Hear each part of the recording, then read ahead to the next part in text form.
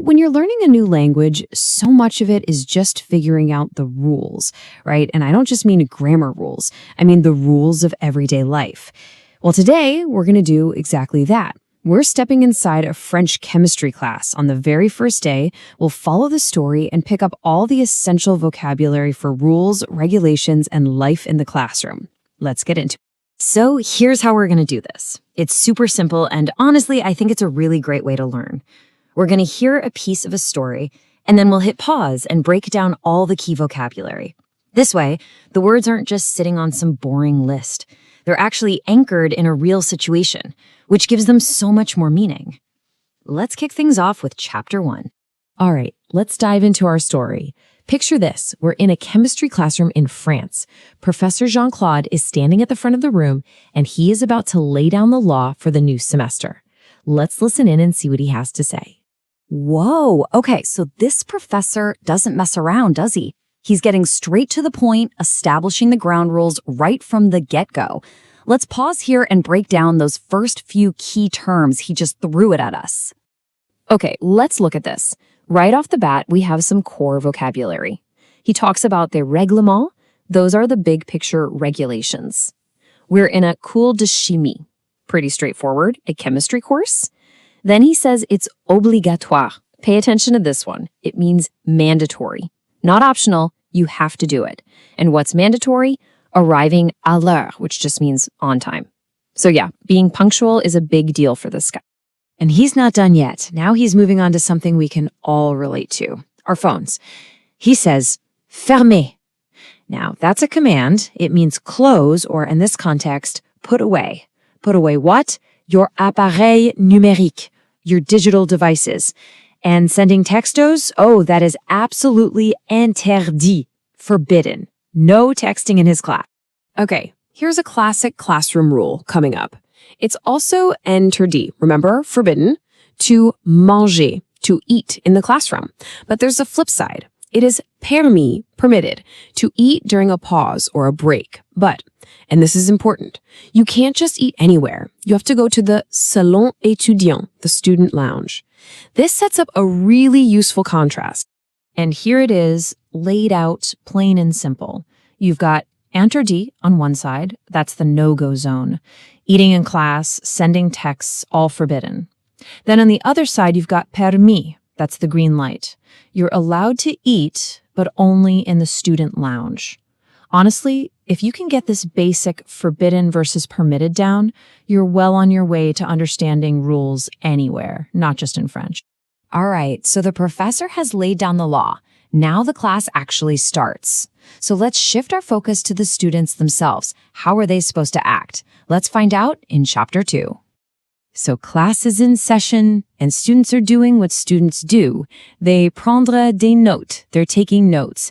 But then you have our guy Thomas. He wants to chuchoter, just whisper something to his friend. But he stops himself. Why?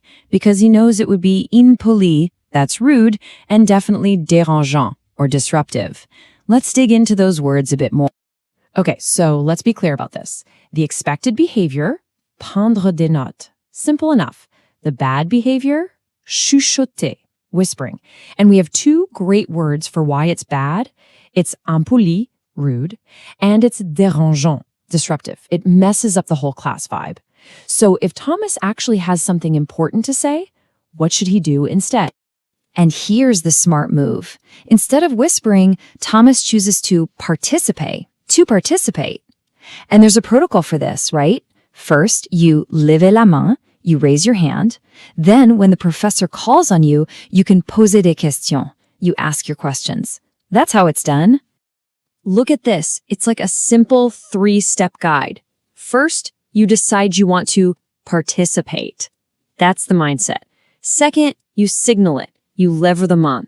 Third, you actually do it. You pose des questions. That's the approved method. No disruptions, all contribution. Just when you thought he was done, Professor Jean-Claude has a few more things to add. He says you must suivre les consignes. That means follow instructions. And you have to travailler en équipe, work in a team. Then he drops the hammer on the absolute don'ts. dormir, sleeping, lire, reading stuff that's not for class, and, of course, copier, cheating. Big no-nos. And this chart just makes it crystal clear, doesn't it? On the must-do list, suivre les consignes and travailler en équipe, mandatory.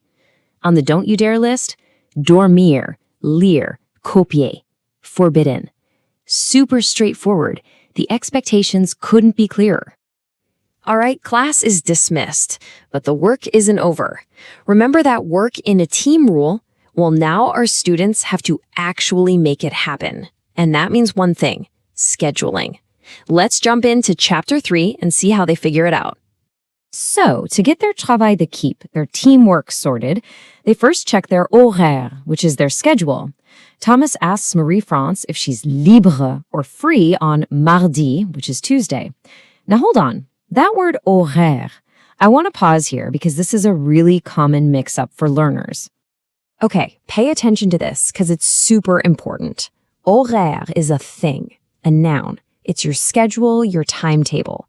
But à l'heure, which we learned earlier, is about when you do something. It means on time. So here's the easy way to remember it. You check your horaire so you can arrive à l'heure. See the difference? One is the plan, the other is the action. It's a small difference in words, but a huge difference in meaning. So, is she free?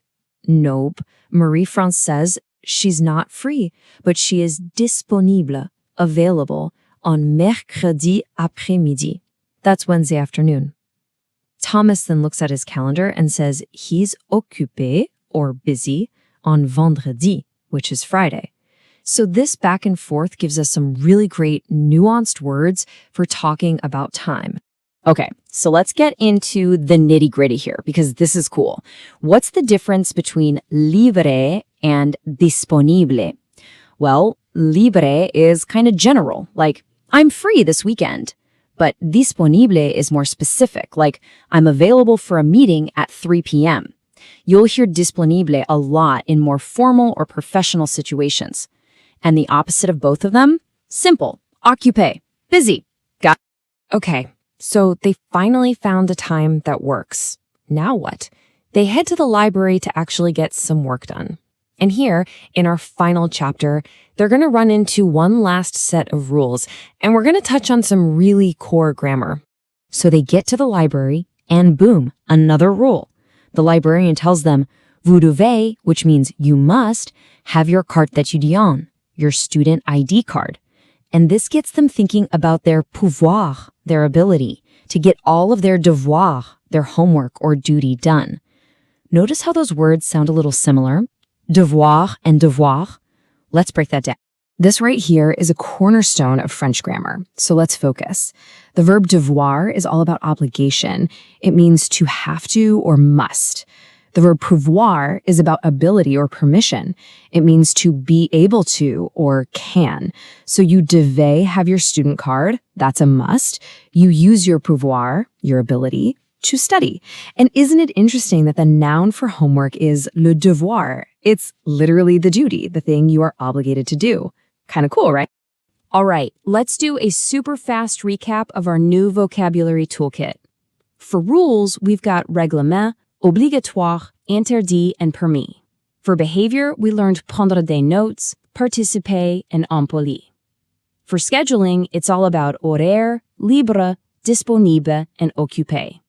And for that key grammar, we have the power couple, devoir and pouvoir. That's a ton of useful stuff.